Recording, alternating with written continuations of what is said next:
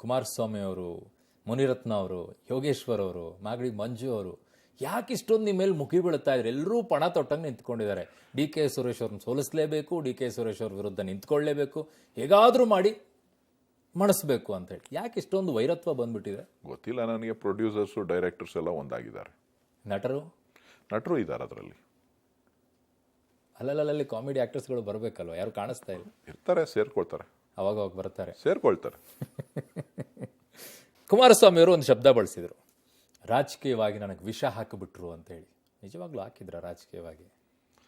ನೋಡಿ, ನಾನು ಹೇಳಿದ್ದೀನಿ, ಸ್ಪಷ್ಟಪಡಿಸಿದ್ದೀನಿ, ವಿಷ ಹಾಕುವಂಥವ್ರಲ್ಲ ನಾವು ವಿಶ್ವಾಸವನ್ನು ಗಳಿಸ್ತಕ್ಕಂಥವ್ರು, ವಿಶ್ವಾಸದಿಂದ ಕೆಲಸ ಮಾಡ್ತಕ್ಕಂಥವ್ರು. ನಾವು ಯಾರಿಗೂ ಕೂಡ ವಿಷ ಹಾಕುವಂಥವ್ರಲ್ಲ. ಅವರ ಬಾಳಲ್ಲಿ ಒಳ್ಳೇದಾಗಲಿ ಅಂತ ಬಯಸಿರ್ತಕ್ಕಂಥವ್ರು. ಅವ್ರು ಒಳ್ಳೇದಾಗಲಿ, ಅವ್ರ ಆರೋಗ್ಯ ಸರಿ ಇಲ್ಲ, ಆದಷ್ಟು ಬೇಗ ಗುಣಮುಖರಾಗಲಿ, ಈ ರಾಷ್ಟ್ರದ ಸೇವೆ ಮಾಡುವಂಥ ಕನಸನ್ನು ಇಟ್ಕೊಂಡಿದ್ದಾರೆ. ಆದಷ್ಟು ಬೇಗ ಗುಣಮುಖರಾಗಲಿ ಅಂತೇಳಿ ಆಶಿಸ್ತೀನಿ. ಕಾಂಗ್ರೆಸ್ಸಿಗೆ ಈ ಬಾರಿ ತುಂಬ ವಿಶ್ವಾಸ ಇದೆ. ಈ ಬಾರಿ ಹೆಚ್ಚಿನ ಸೀಟ್ಗಳನ್ನು ಪಡ್ಕೊಳ್ತೀವಿ, ಗ್ಯಾರಂಟಿ ಒಂದು ಕಡೆಗಿದೆ, ಎಲ್ಲೂ ವಿಶ್ವಾಸ ಇದೆ. 136 ಸೀಟ್ಗಳಿದ್ದಾವೆ. ಹೀಗಿರಬೇಕಾದ್ರೆ ನೀವು ಟೀಕೆಯನ್ನು ಮಾಡ್ತೀರಾ JDS ಮೇಲೆ, BJP ಮೇಲೆ, ಕುಟುಂಬ ರಾಜಕೀಯ ಅಂತೇಳಿ. ಈ ಬಾರಿ ಟಿಕೆಟ್ಗಳನ್ನು ನೋಡಿದ್ರೆ ಆಲ್ಮೋಸ್ಟ್ ಅಲ್ಲೆಲ್ಲ ಅವ್ರವ್ರ ಮಕ್ಕಳಿಗೆ ಟಿಕೆಟ್ ಕೊಟ್ಬಿಟ್ಟಿದ್ದಾರೆ. ಹೊಸ ಪೀಳಿಗೆ ಹೊಸ ಅವಕಾಶ ಸಿಗಲಿ ಅಂತ.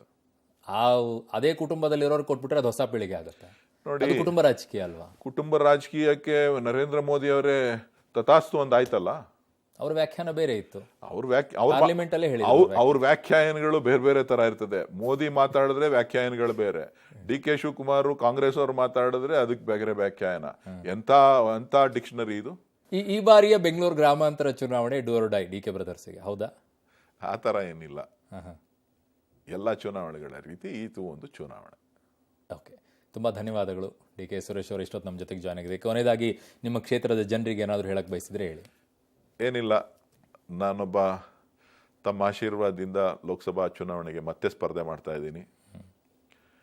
ಬಹುಶಃ ನಿಮ್ಮ ಎಲ್ಲ ನಿರೀಕ್ಷೆಗಳನ್ನು ಮಾಡಲಿಕ್ಕೆ ಸಾಧ್ಯ ಆಗಲಿಲ್ಲ ಅಂತಂದರೂ ಕೂಡ ಸಂಪೂರ್ಣವಾದಂಥ ಪ್ರಯತ್ನವನ್ನು ಮಾಡಿ ಈ ಜಿಲ್ಲೆಯ ಅಭಿವೃದ್ಧಿಗೆ, ಈ ಕ್ಷೇತ್ರದ ಅಭಿವೃದ್ಧಿಗೆ, ನೀರಾವರಿ ವಿಚಾರದಲ್ಲಿ, ಶಿಕ್ಷಣದ ವಿಚಾರದಲ್ಲಿ, ಆರೋಗ್ಯದ ವಿಚಾರದಲ್ಲಿ ಮತ್ತು ಉದ್ಯೋಗಗಳನ್ನು ಸೃಷ್ಟಿ ಮಾಡುವಂಥ ವಿಚಾರದಲ್ಲಿ, ಸರ್ಕಾರದ ಅನುದಾನಗಳನ್ನು ಸದ್ಬಳಕೆ ಮಾಡಿಕೊಳ್ಳುವಂಥ ವಿಚಾರದಲ್ಲಿ ತಮ್ಮ ಸೇವೆಯನ್ನು ಪ್ರಾಮಾಣಿಕವಾಗಿ ಮಾಡಿದ್ದೇನೆ. ಆ ಪ್ರಾಮಾಣಿಕತೆಗೆ ನಾನು ನಿಮ್ಮನ್ನು ಇವತ್ತು ಕೂಲಿ ಕೇಳ್ತಾ ಇದ್ದೇನೆ. ದಯವಿಟ್ಟು ಕೂಲಿ ಕೊಟ್ಟು ನನಗೆ ಆಶೀರ್ವಾದ ಮಾಡಬೇಕು ಅಂಥೇಳಿ ತಮ್ಮಲ್ಲಿ ಪ್ರಾರ್ಥಿಸ್ತೇನೆ. ನಮಸ್ಕಾರ. ಕೂಲಿ, ಎಸ್, ತುಂಬ ಧನ್ಯವಾದಗಳು ಸರ್ ನಮ್ಮ ಜೊತೆ ಇಷ್ಟೊತ್ತು ಹಾಟ್ ಸೀಟ್ನಲ್ಲಿ ಭಾಗವಹಿಸಿದ್ದಕ್ಕೆ. ಇದಿಷ್ಟು DK ಸುರೇಶ್ ಅವರ ಮಾತು. ಸೋಲಿಲ್ಲದ ಸರದಾರ 2013, 14, 19ರಲ್ಲಿ ಗೆದ್ಕೊಂಡು ಬಂದಿದ್ದಾರೆ. ಹ್ಯಾಟ್ರಿಕ್ ಗೆಲುವನ್ನು ಸಾಧಿಸಿದ್ದಾರೆ. 4ನೆಯ ಬಾರಿಗೆ ಗೆಲ್ತಾರಾ ಗೆಲ್ಲಲ್ವಾ ಇದೆಲ್ಲವೂ ಕೂಡ ಬೆಂಗಳೂರು ಗ್ರಾಮಾಂತರದ ಜನ ಡಿಸೈಡ್ ಮಾಡ್ತಾರೆ. ನಾ ಹಾಟ್ ಸೀಟನ್ನು ಮುಗಿಸ್ತಾ ಇದ್ದೀನಿ. ಮತ್ತೊಂದು ಹಾಟ್ ಸೀಟ್ನಲ್ಲಿ ಮತ್ತೊಬ್ಬ ಅಭ್ಯರ್ಥಿ ಜೊತೆಗೆ ನಿಮ್ಮ ಮುಂದೆ ಹಾಜರಾಗ್ತೀನಿ. ಧನ್ಯವಾದಗಳು.